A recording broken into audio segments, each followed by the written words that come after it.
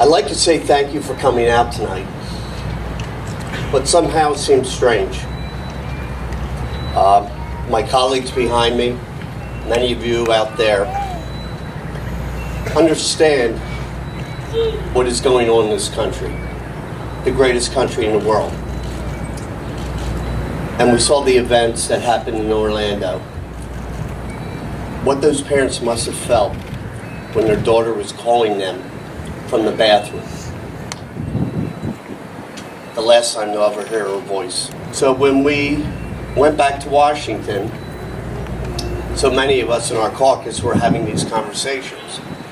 And as we typically do when there's a tragedy, the House calls for a moment of silence. And historically, those members in the delegation in that area come together.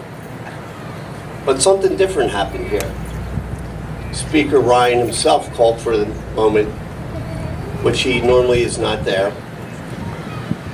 And instead of having members of the delegation, he just moved through that moment of silence very quickly, never once mentioning that this was a targeted hate crime, denying the very existence of what happened there. And very spontaneously, members having discussions. What are we going to do? Why is this different from the one before, the one before, the one before, the one before? And very spontaneously, John Lewis, along with a number of others, saying, let's sit down.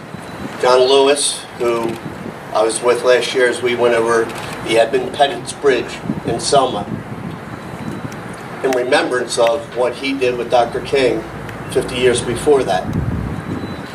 Knowing what was going to happen, they marched forward in nonviolence.